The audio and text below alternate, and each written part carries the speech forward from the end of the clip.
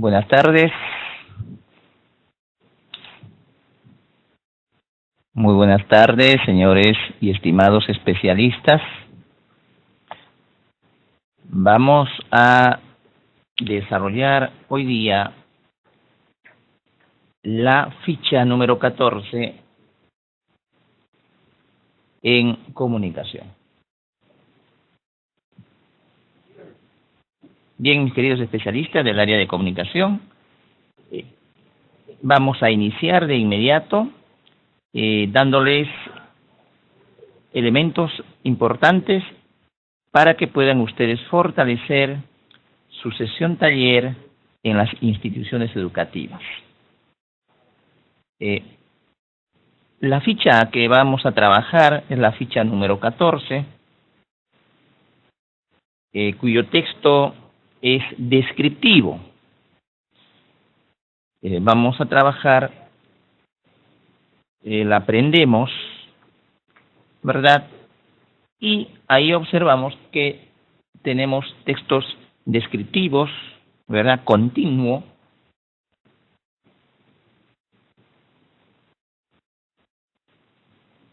Bien, ahí estamos entonces, ¿no? Entonces, comprendo textos descriptivos con el propósito de ¿qué? ¿Cuál es el propósito? El propósito es buscar y obtener información en textos descriptivos de formato continuo para comprenderlo mejor.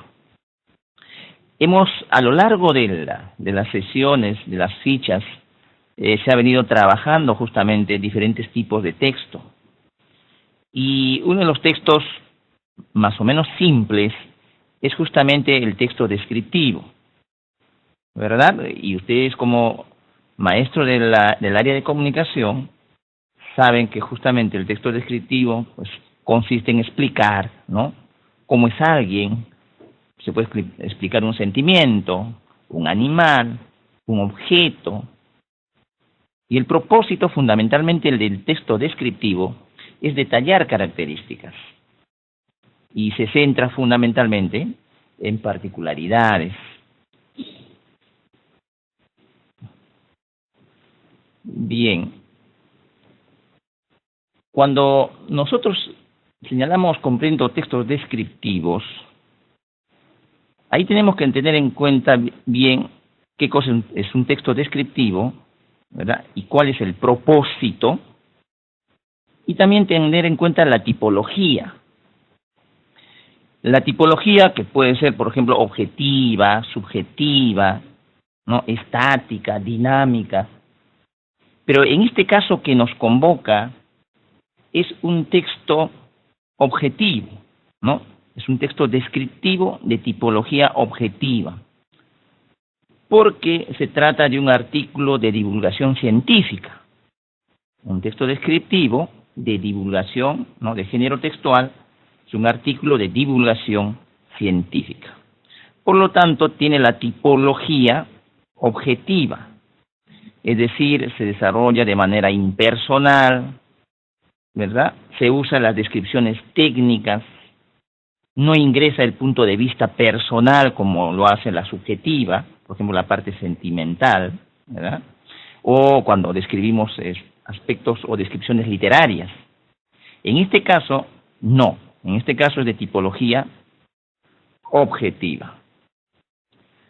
Muy bien. En lugar,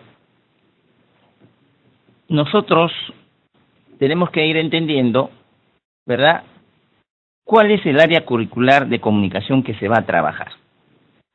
Ahí tenemos competencias, capacidades e indicadores de desempeño. La competencia que viene trabajando comunicación en estas jornadas, en estos fortalecimientos en los colegios de jornada escolar completa, es solo una competencia, la de comprende textos escritos. Pero en la ficha número 14 trabajamos una competencia, la que acabo de mencionarles, y se está trabajando 4 capacidades. Recupera, reorganiza, infiere y reflexiona. Entonces, ahí tenemos a la vista podemos visualizar la capacidad recupera, ¿no? Decimos, recupera información de diversos textos escritos. El indicador de desempeño es localiza información relevante. En este caso, es un texto descriptivo, ¿no? Va a localizar información relevante en un texto descriptivo de formato textual continuo. Y esto va a responder a las preguntas que están en la ficha, que hay dos preguntas de localiza, ¿no? Una es sobre la nueva especie hallada, ¿es correcto afirmar que? Y una segunda pregunta que responde justamente a este localiza es, las tortugas de las Islas Galápagos se caracterizan por lo siguiente. Pues ahí desarrollamos esas capacidades de localiza. Luego tenemos una segunda capacidad que es la de reorganiza, ¿no? Reorganiza información de diversos textos escritos. Construye organizadores gráficos, ¿no? Por un esquema, y resume el contenido de un texto descriptivo de estructura compleja. ¿Qué pregunta? En la ficha número 14, la pregunta que responde a esto es, completa sobre las líneas punteadas la información solicitada en el esquema. Una tercera capacidad que se está desarrollando en esta ficha 14 es el infiere el significado de los textos escritos. Ahí el indicador es deduce el tema de un texto descriptivo continuo de estructura compleja. ¿Qué pregunta se ha planteado en la ficha? Es la pregunta número 4, que es ¿cuál es el tema del texto? Finalmente, en lo que respecta a las capacidades, también se está trabajando en la ficha 14, la capacidad reflexiona sobre la forma, contenido y contexto de los textos escritos. Aquí el estudiante, el indicador para esa capacidad es que explica la intención del autor en el uso de recursos textuales en este texto descriptivo, que corresponde a la pregunta número 5. ¿Cuál es el propósito de incluir la última imagen que acompaña al texto? Muy bien, entonces como ya hemos identificado cuál es la competencia que se va a trabajar y las capacidades que se van a desarrollar, entonces vamos a ver la ficha. Esta ficha número 14, en el aprendemos, lleva el título de hallan nueva especie de tortuga gigante en las Islas Galápagos. Cuando nosotros hacemos los procesos didácticos, siempre hablamos de un antes y un durante y un después, ¿no? Antes de la lectura, es necesario ir descubriendo los saberes previos del estudiante, ¿no? El estudiante, nosotros le presentamos el texto, el estudiante descubre, ¿verdad? Por ejemplo, el propósito del texto, el propósito de la lectura, y si es posible, descubre el tipo textual. Lo que también tenemos que trabajar antes de la lectura es que observen, ¿verdad? Observen de manera silenciosa, ¿no? Luego se les motiva por medio de preguntas para que anticipen el tema del texto y las ideas que la justifiquen.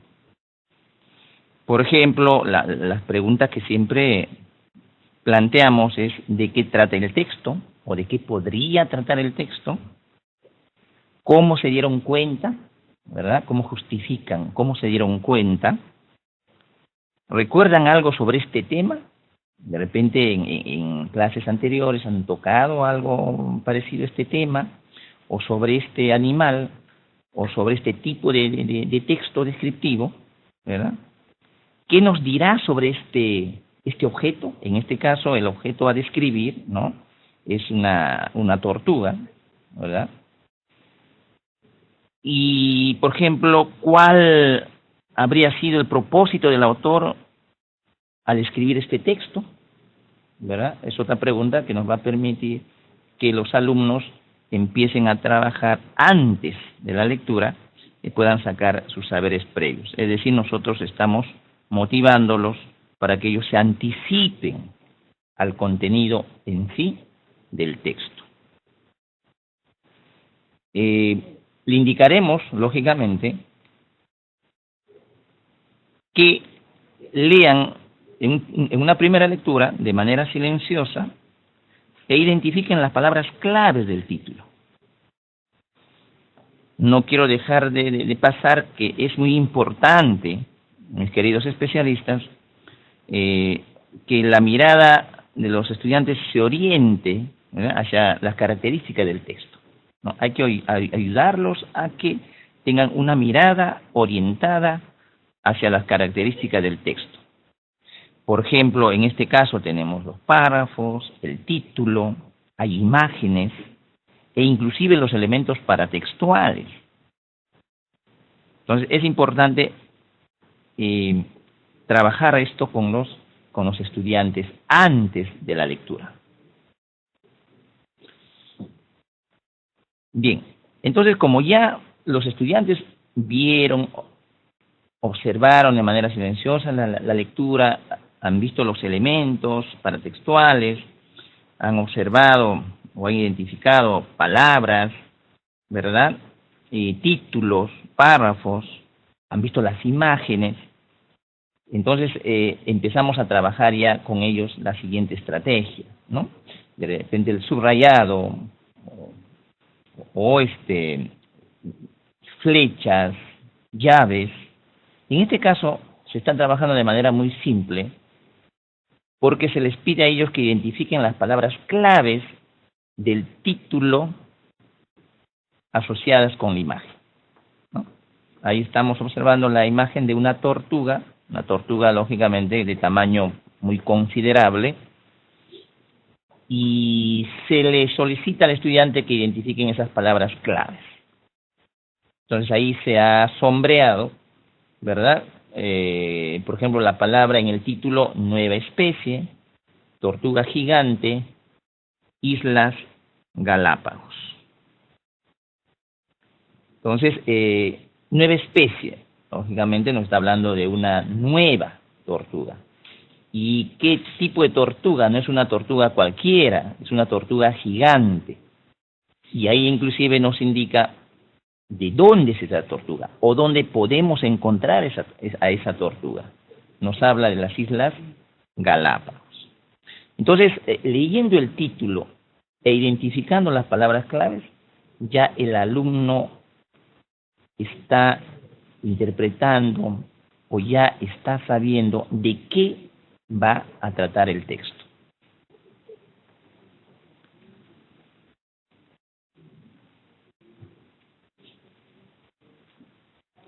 Si seguimos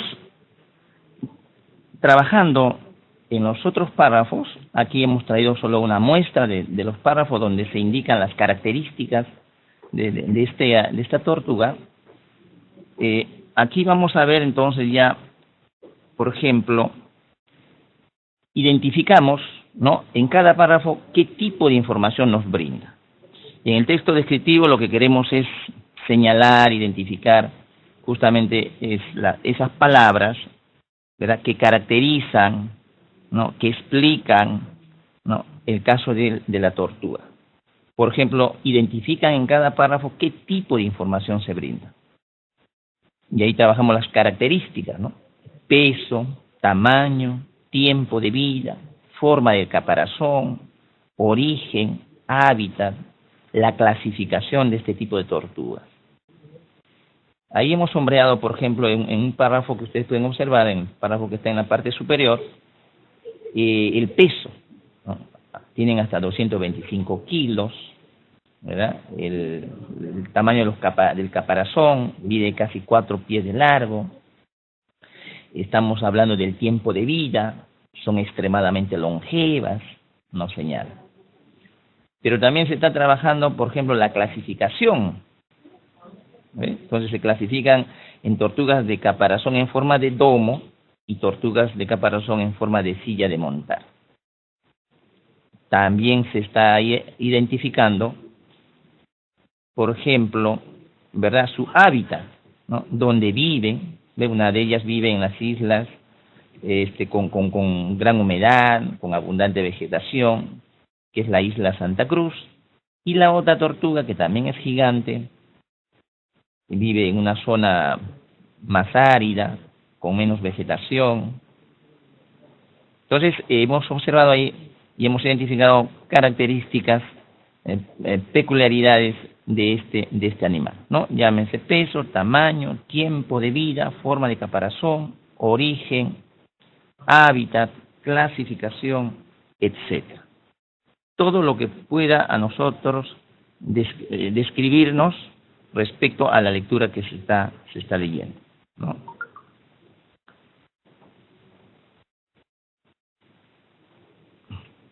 Durante la lectura también vamos a identificar la estructura, ¿verdad? Este texto descriptivo tiene una estructura y por la cual también necesitamos trabajarla con los estudiantes. Por ejemplo, ahí tenemos tres estructuras, hemos desarrollado en tres espacios, ¿no? Por ejemplo, tenemos establecimiento del tema, caracterización y relación con el mundo exterior. En el caso del establecimiento del tema, ahí, por ejemplo, es la presentación del objeto, ¿no?, como un todo. Entonces, ahí nosotros establecemos el objeto como un todo. Este se puede establecer desde un inicio o después de enumerar las características, ¿no? Es decir, este establecimiento del tema puede estar al principio del texto o puede ubicarse luego de haberse trabajado las características. En este caso específico de la tortuga gigante de las Islas Galápagos, ¿cuál es el establecimiento del tema? Ahí podemos leer y dice: un equipo de investigadores identificó una nueva especie de tortuga gigante en las Islas Galápagos. La especie vive en un área de 40 kilómetros cuadrados de la isla Santa Cruz y es diferente a nivel genético, no solo de los otros tipos de tortugas gigantes en la isla, sino también de otras especies en otras islas, indicaron los científicos. Muy bien, ese es el tema y estamos estableciendo el tema. Como repito, es la presentación del objeto como un todo. En este caso, ¿cuál es el objeto? En este caso es la tortuga. Y estamos presentándola a la tortuga, ¿no? Las propiedades, la presentación de objeto como un todo. Pero luego, en esta estructura también está la caracterización. Y cuando hablamos de la caracterización, ahí se distinguen las cualidades, las propiedades y las partes del objeto de descripción, ¿verdad?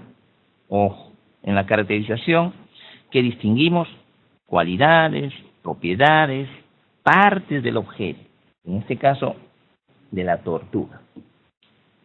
Hemos extraído del texto lo siguiente, dice: la tortuga gigante ha sido bautizada como Enchelonoidis donfaustoi. Pueden alcanzar 225 kilos. Las más grandes tienen caparazones de casi 4 pies de largo. Son extremadamente longevas, viven en las islas con gran humedad y abundante vegetación. La de caparazón en forma de domo y otras en zonas áridas y menos vegetación. La de caparazón con forma de silla de montar. Bien, entonces en esta parte de la estructura se caracterizan, ¿verdad?, las cualidades, las propiedades del objeto, ¿no?, del animal o de alguien o de alguna persona que estamos describiendo. En esta estructura finalmente tenemos la relación con el mundo exterior.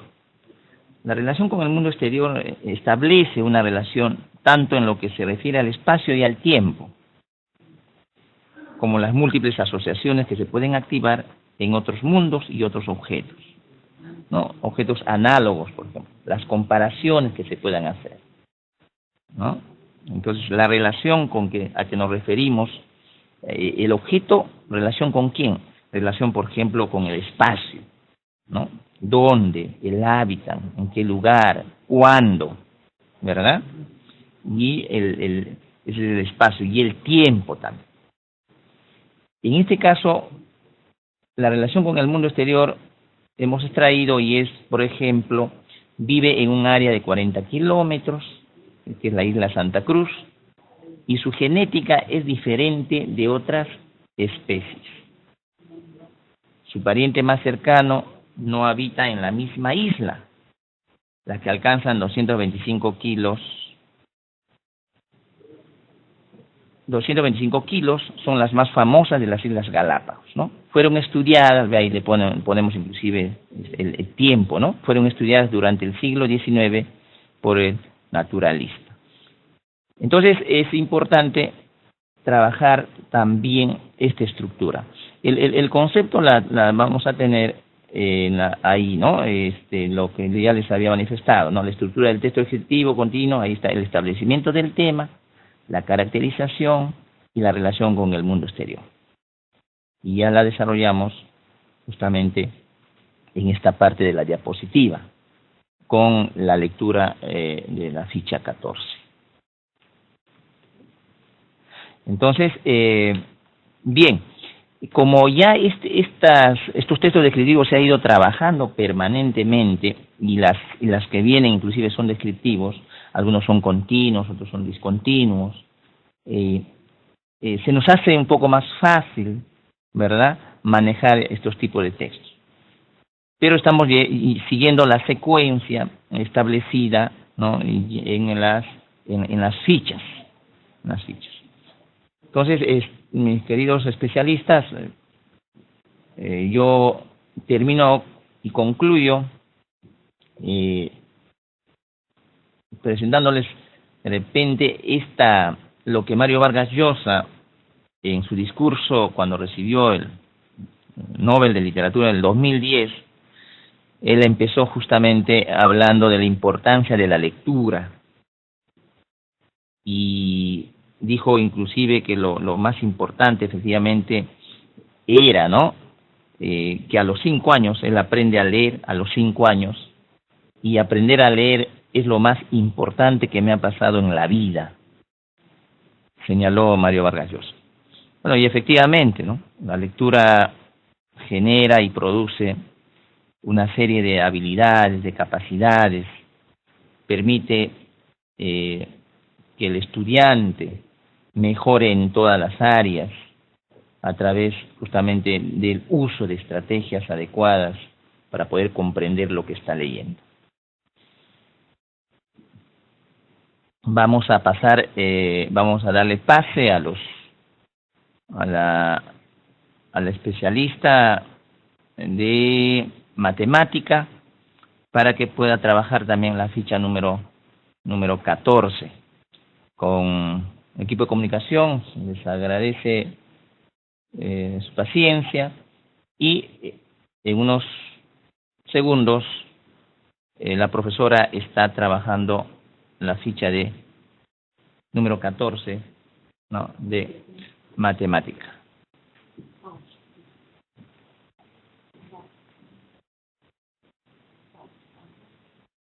Nada. Bien. Ya. Nuevamente, buenas tardes, señores especialistas. Vamos a continuar con la videoconferencia de matemática. En este caso vamos a compartir la sesión taller número 14, titulada Carrera entre amigos. En esta sesión taller aborda los temas, el contenido temático, que es función lineal y función lineal afín. Bien. En toda sesión tenemos lo que es el aprendizaje esperado. En este caso, la sesión 14 trabaja lo que viene a ser la competencia, actúa y piensa matemáticamente en situaciones de regularidad, equivalencia y cambio. Y tiene como capacidades que se está trabajando 3 de ellas. Sabemos que matemática son 4 capacidades, pero en este caso En la sesión 14 solamente estamos abarcando 3. La primera capacidad es matematiza situaciones, y en ella trabajamos 2 indicadores. El primer indicador, que es usa modelos de variación referidos a la función lineal y lineal afín al plantear y resolver problemas. El otro indicador, selecciona y usa modelos referidos a ecuaciones lineales al plantear y resolver problemas. La siguiente capacidad, comunica y representa ideas matemáticas.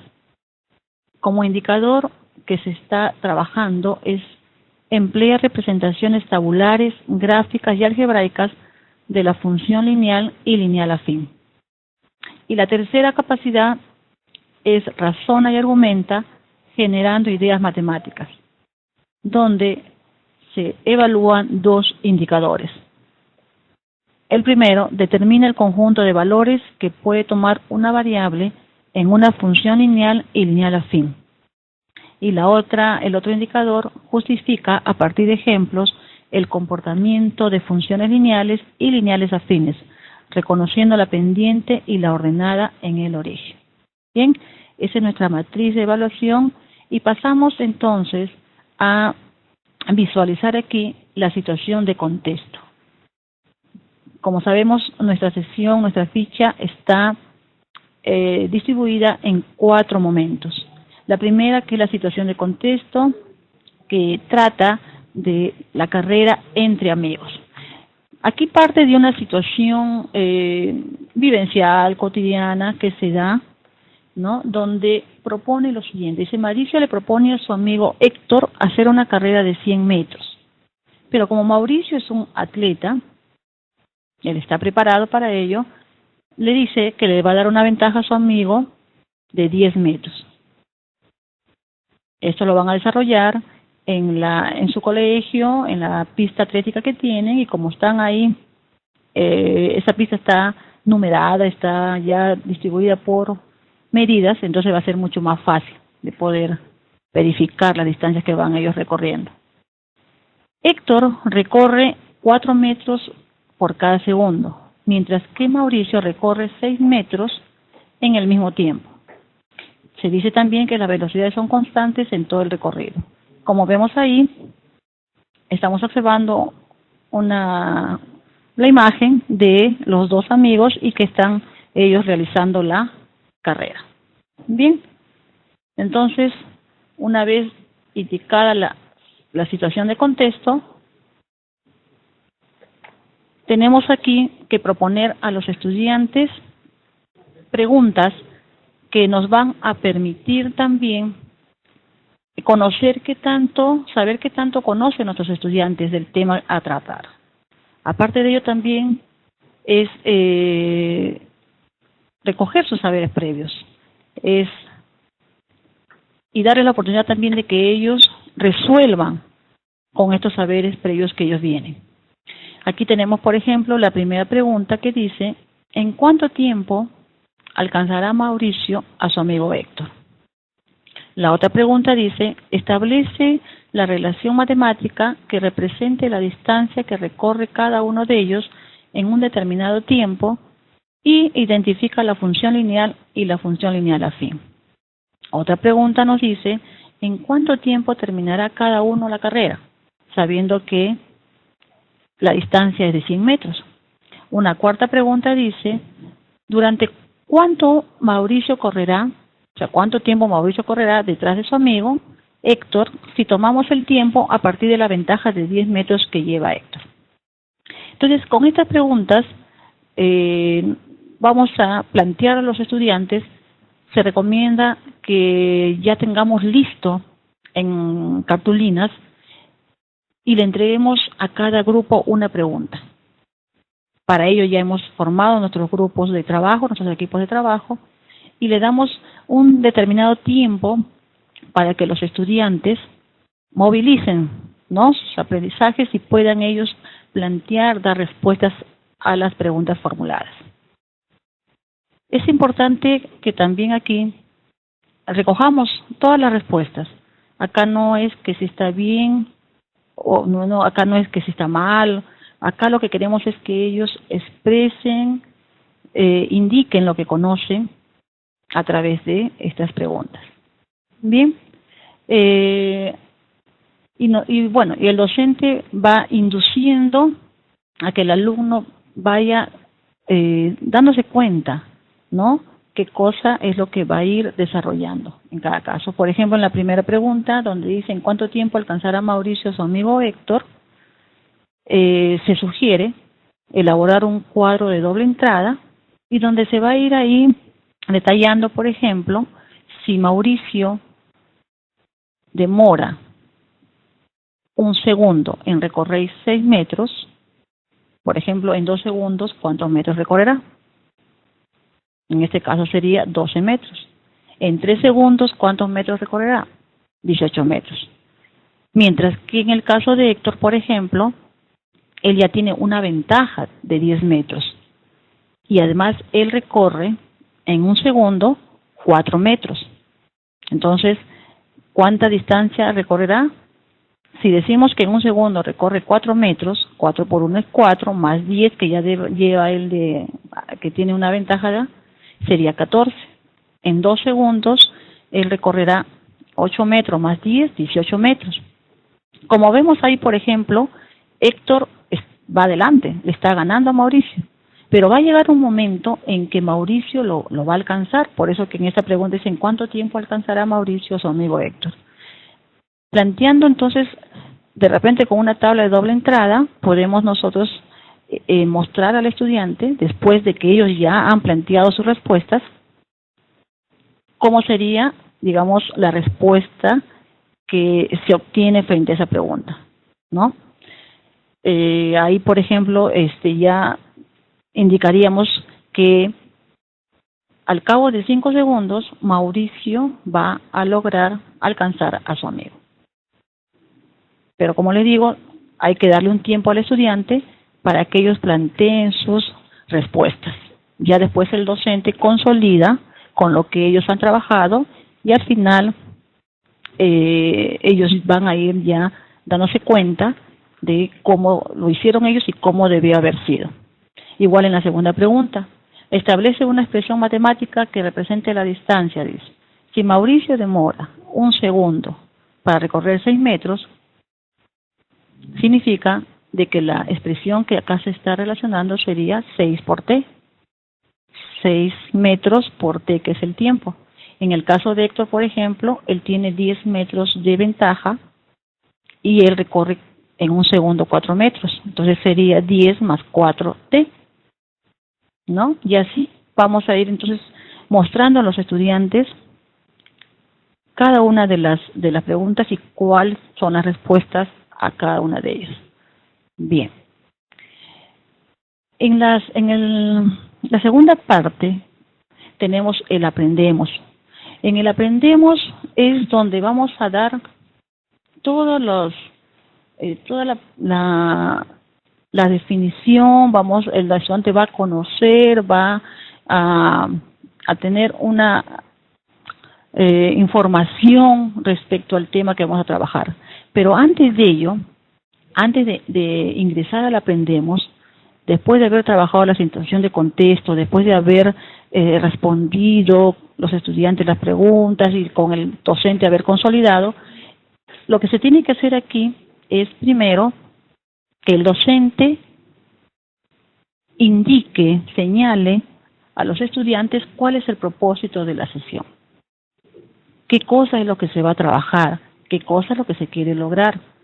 Para de repente avanzar también en ello, el docente puede traer ya también eso hecho, escrito, ¿no?, en una cartulina, traer en papelote y solamente colocarlo en la pizarra para que el estudiante se oriente y sepa qué cosa se va a trabajar.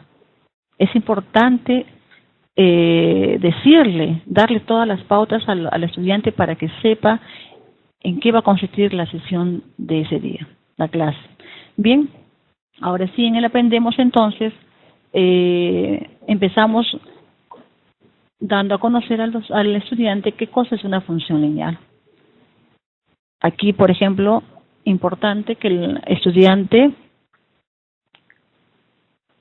se dé cuenta y reconozca que aquí la función lineal va a estar representada por la expresión matemática que y es igual a mx, ¿no?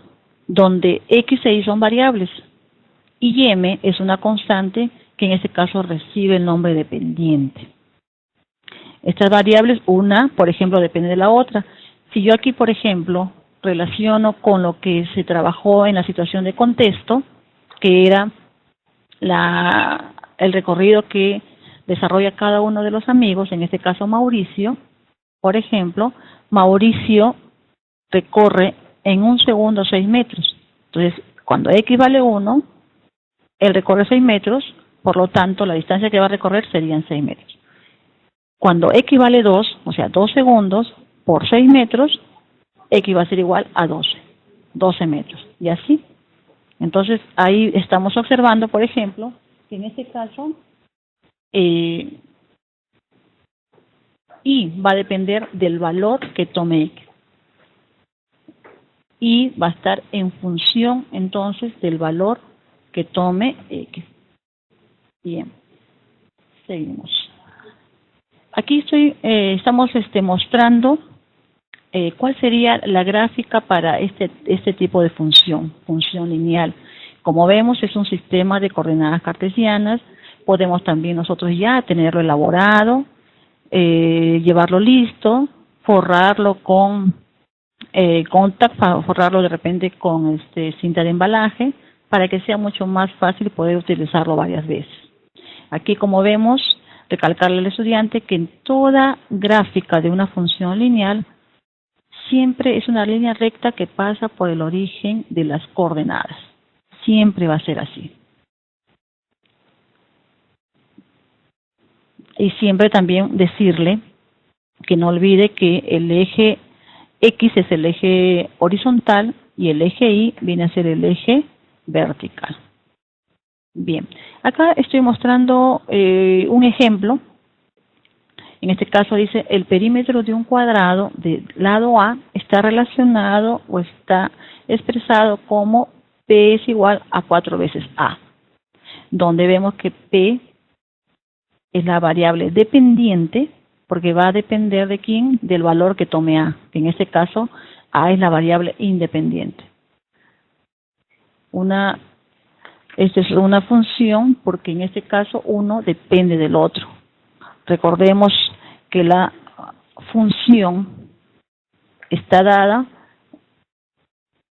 porque se relacionan las variables dependientes y la variable independiente. Bien. Aquí, por ejemplo, estamos estamos tabulando, en este caso, la función P igual a 4A, donde asignamos valores a como 0.5, como 1, 1.5 y 2. Cuando A vale 0.5, P va a ser igual a 2. 0.5 por 4 viene a ser igual a 2. Cuando A vale 1, entonces 4 por 1, el perímetro va a ser 4. Cuando A vale 1,5, en este caso el perímetro va a ser 6. Y finalmente cuando A vale 2, el perímetro va a ser 8. Y aquí estamos mostrando la gráfica que corresponde a esta función. Ahí está. Cuando A vale 0.5, el P, que es el perímetro, que en este caso está en el eje Y, va a ser 2. Recordar también que cada punto es un par ordenado, en este caso de los valores que toma A y los valores que toma P. Cuando A vale 1, observamos por ejemplo que P va a ser igual a 4. Cuando A toma el valor de 1,5, entonces P es igual a 6. Y finalmente cuando A vale 2, entonces tenemos que P vale 8. Bien, ¿qué cosa es una función afín? Una función afín está expresada por la siguiente relación. Aquí tenemos, por ejemplo, que Y es igual a m por x más n como ecuación, y tenemos acá f de x igual a mx más n como función. Recordar que estos dos representan lo mismo. Y f de x representan lo mismo. No es algo distinto. Bien. Aquí tenemos en esta función tenemos que x e y, o sea, x e y son variables. M es una constante igual que n, pero en este caso también, igual que el anterior, m tiene un nombre, se le conoce como pendiente de la recta, ¿no es cierto? En este caso entonces vamos a ver que n, que es otra constante, está denominada también, o sea, se le conoce también como aquel punto donde va a cortar la recta en el eje Y. Por eso también le llamamos coeficiente de posición a la constante n. Bien, ¿cuál va a ser la gráfica para una función lineal? La gráfica para una función lineal también es una recta, pero que en este caso ya no va a cortar en el origen, no va a pasar por el origen de coordenadas, sino va a cortar en el punto n, que es el que va a estar ubicado en el eje Y. Veamos, aquí está por ejemplo la gráfica donde tenemos el punto 0, n, y este puede ser cualquier valor, o sea, dependiendo de la ecuación que nos den. Bien, tabulando aquí, graficando una función afín.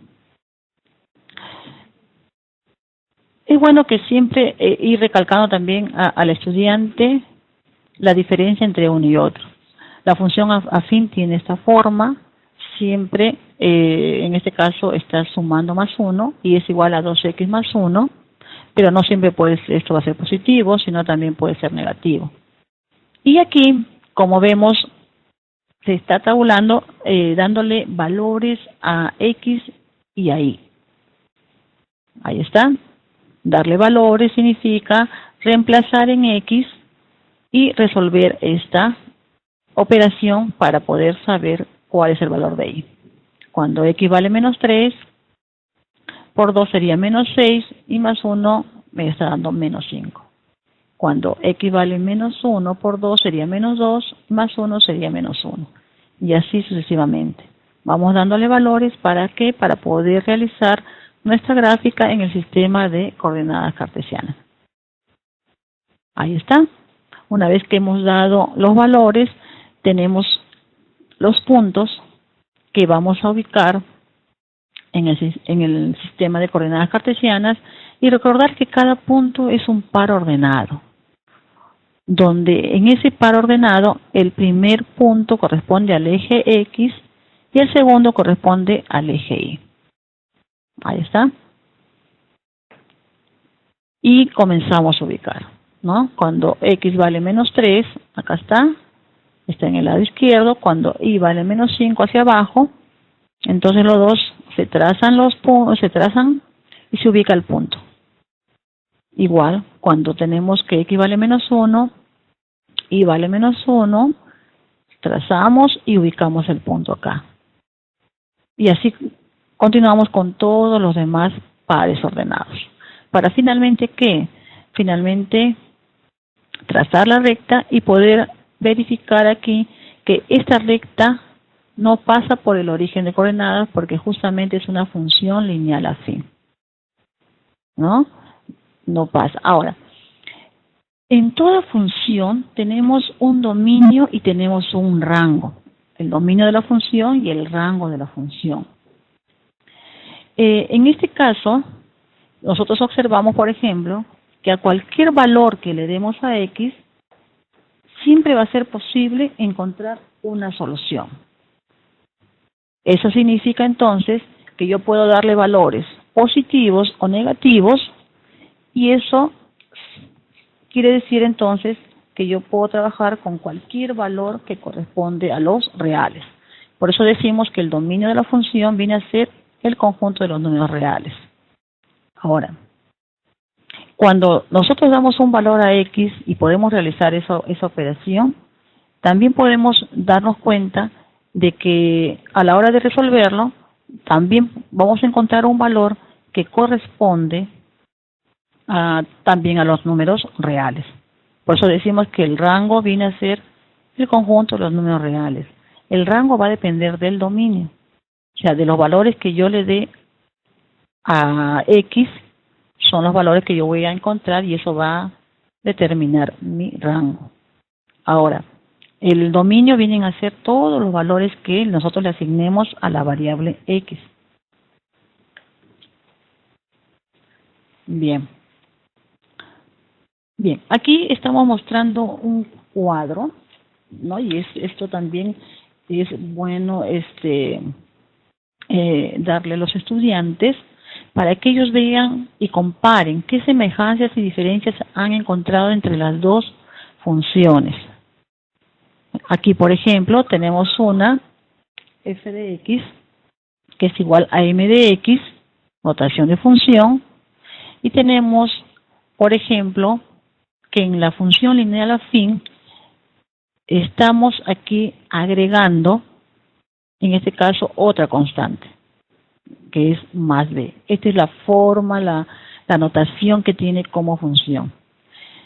Y como ecuación, en la función lineal, y es igual a m de x, mientras que en la función lineal afín, y es igual a mx más b. Aquí también estamos nuevamente recalcando que la gráfica siempre va a ser una recta que pasa por el origen de las coordenadas cuando se trata de una función lineal. Mientras que en la función lineal afín también es una recta, pero que en este caso no pasa por el origen de las coordenadas. Aquí tenemos que la pendiente de la recta es la que indica la inclinación de la recta respecto al eje X. También es lo mismo en la función lineal afín. Ahí sí hay una semejanza que también es la inclinación de la recta respecto al eje X. Además, en la función lineal afín, aparte de ello, también tenemos la constante, en este caso que es b, que es la ordenada en el origen, y es por donde la recta va a cortar, ¿no?, al eje de las ordenadas, o sea, al eje Y. Ahí está. Bien. Y acá estamos entonces indicando, por ejemplo, que el conjunto de valores que toma X se llama dominio, el conjunto de valores que toma Y se llama imagen o rango, y sus respectivas gráficas en cada caso. Pasa por el origen de coordenadas y acá cruza o corta a un punto en el eje Y o el eje de la ordenada. Bien. Entonces, eso es todo lo que corresponde al aprendemos.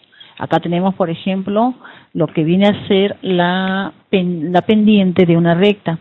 Acá hay que diferenciar tres situaciones.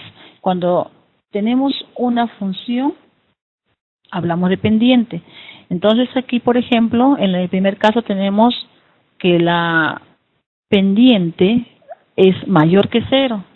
Significa que si es una función que tiene una pendiente mayor que 0, significa entonces que esta es una función creciente, porque como ustedes pueden ver, la recta sube hacia la derecha y siempre esta pendiente va a ser positiva,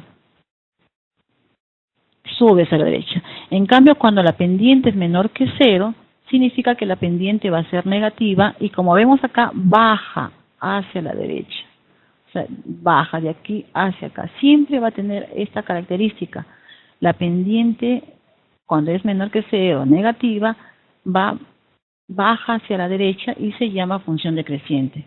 En el primer caso sube hacia la derecha, por lo tanto es una función creciente. Ahora, ¿qué pasa cuando la pendiente es igual a 0? Entonces va a ser una recta que es paralela al eje X. ¿Correcto? Bien. Entonces, eso es lo que corresponde entonces al aprendemos. Aquí tenemos un ejemplo que en el analizamos, que es la tercera. Dentro de nuestra sesión tenemos 4 partes, 4 momentos, por decirlo así, este viene a ser el tercer momento, que es el analizamos. Y aquí también igual trabajamos en equipo, trabajamos por grupos. Igual se sugiere también que eso lo traigan, o sea, que ustedes ya como docentes lo elaboren en un cartoncito de cartulina, redactado ya el problema, un problema para cada equipo, un problema distinto para cada equipo, los que están en la ficha misma, y decirle al estudiante o decirle a los estudiantes que en ese momento cierran la ficha, les entregan a cada grupo un problema y ellos van a resolverlo, van a tratar de hacerlo, van a hacer uso de lo que ya han revisado en el Aprendemos, y entre ellos van a ir intercambiando ideas y tratando de llegar también a la respuesta. Por ejemplo, aquí tenemos un problema que dice: un automóvil tiene 8 años de antigüedad y su valor actual en este tiempo es de 20.000 soles, pero hace 4 años su valor era de 45.000 soles. Si el valor del sistema varía de forma lineal con el tiempo, determina lo siguiente, y planteamos acá 5 preguntas. Por ejemplo, dice: ¿cuál es el modelo matemático que expresa el valor del automóvil respecto al tiempo transcurrido? B, ¿cuál fue el costo inicial del automóvil? C, ¿cuál será el valor después de 10 años de antigüedad? ¿Cuál es la depreciación del sistema por año? Y dentro de cuántos años aproximadamente el valor del sistema será nulo, considerándolo contable. Bien, entonces aquí, y por último dice: grafica en el plano cartesiano el modelo matemático encontrado. Bien, aquí lo que se sugiere para poder hallar el modelo matemático, sería bueno completar una tabla de doble entrada que permite poder orientar mejor esta información, estos datos. Acá, por ejemplo, tenemos esta tabla donde nos dice el valor y el tiempo. En el presente, ha pasado 8 años de la compra de este automóvil y el precio es de 20.000. Hace 4 años, como observamos aquí, el precio era de 45.000. Entonces, ha pasado o ha transcurrido 4 años de esa fecha. Significa entonces que también de 20.000 a 45.000 hay una diferencia de 25.000. Entonces, como queremos saber cada año cuánto ha ido devaluándose, por decirlo así, lo que se hace es dividir esta cantidad, esta diferencia, entre los 4 años. Al dividir, encontramos, por ejemplo, que aquí es 6.250 soles lo que cada año se va perdiendo, se va devaluando. Si a 35.000 le restamos 6.250, vamos a encontrar, por ejemplo, que en este caso sería 38.750. El valor del automóvil cuando habían pasado 5 años de la compra. Y así. Si nosotros queremos saber cuál es el valor en 6 años, igual le restamos 6.250 y vamos a poder encontrar que es 32.500. Y por último, cuando el automóvil tiene 7 años ya de haber comprado, vamos a encontrar entonces que aquí el precio en ese momento es de 26.250. Y bueno, y en el tiempo actual que está ahorita, 8 años de su compra es 20.000. Entonces, aquí lo que estamos mostrando con este problema es de que el valor, o sea, el valor que se está depreciando, o sea, que está devaluando, viene a ser 6.250. Por eso decimos que aquí la pendiente es negativa. porque es lo que va a ir devaluándose cada año. Bien, y también tenemos que, ya, en este caso tenemos, por ejemplo, que el precio inicial, o sea, cuánto costó cuando recién lo adquirió, podemos también determinarlo fácilmente viendo la diferencia, por ejemplo, de 4 años hasta la fecha que se compró, han transcurrido 4 años. Igual que acá, de 8 a 4 años, ¿cuánto fue lo que se evaluó? 25.000. Entonces, si 45.000 le sumamos 25.000, me va a dar el precio inicial del automóvil que costó en esa época que se hizo la compra. Estamos mostrando aquí entonces el modelo matemático donde estamos asignando a la letra V como el valor del automóvil y al tiempo con la letra T. Vemos aquí, por ejemplo, esta relación donde decimos menos 6.250 por T, que es el tiempo, más 70.000. Si nosotros reemplazamos acá los tiempos, los años, mejor dicho, vamos a poder verificar que el valor va a ser el que hemos obtenido aquí. Si yo multiplico, por ejemplo, menos 6.250 por 4 y lo resto, porque acá esto es negativo y positivo, signos diferentes se restan, me va a dar 45.000. Bien, entonces esto sería mi modelo matemático que me permite determinar el valor que voy a obtener en los diferentes años que van transcurriendo. Aquí, como vemos, por ejemplo, dice cuál fue el costo inicial del automóvil. Ya hemos visto que en este caso sería 70.000. ¿Cuál será su valor después de 10 años de antigüedad? Para ello tendríamos que reemplazar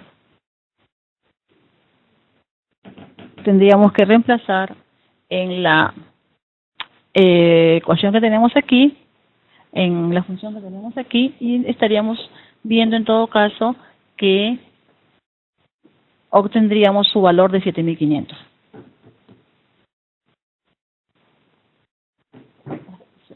Bien. Bien.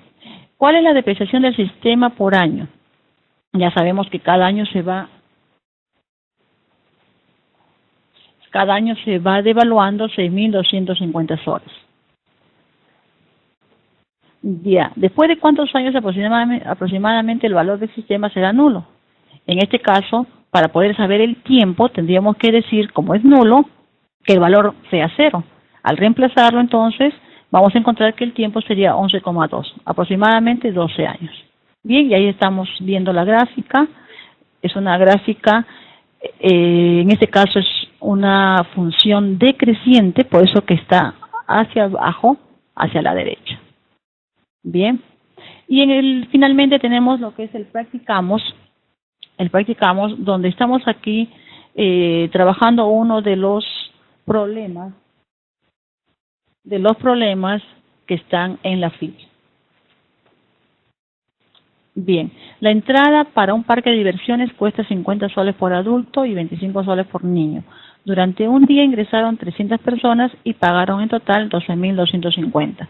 ¿Cuántos niños y adultos ingresaron al parque?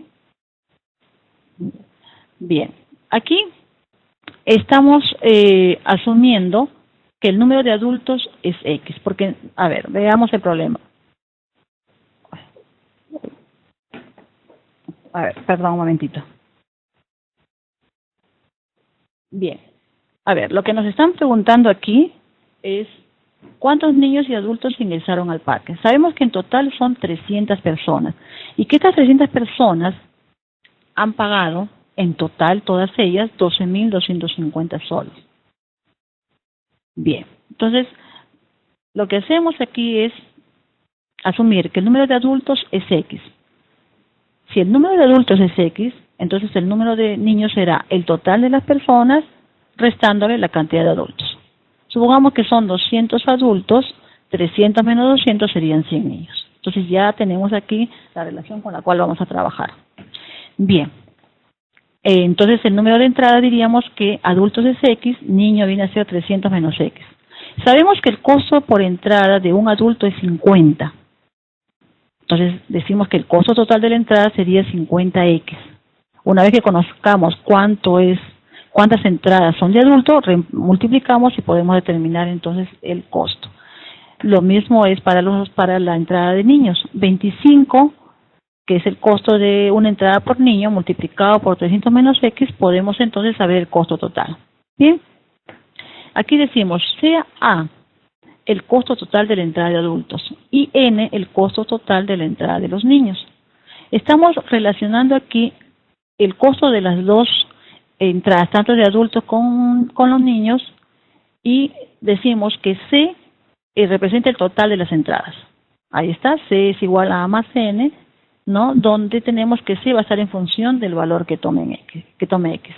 Aquí decimos C es igual al total de las entradas de adultos, que es 50X, más el total de las entradas de niños, que es 25 por 300 menos X. Sabemos por dato del problema que el costo total es 12.250, reemplazando ello, despejando lo que viene a ser X, entonces encontramos que es 190. Por lo tanto, X es 190, significa que los adultos, el número de entrada de adultos, el número de adultos es 190. Si sabemos que el total de entradas son 300 menos 190 sería 110. Por lo tanto, han ingresado al parque 190 adultos y 110 niños. La suma de los dos me da 300. Bien, esto ha sido una aplicación de lo que hemos tratado el día de hoy. Y aquí estoy mostrando también un link para que puedan ustedes ahondar un poco más sobre el tema, revisarlo y poder también compartirlo con los docentes. Gracias, eso es todo y hasta otra oportunidad.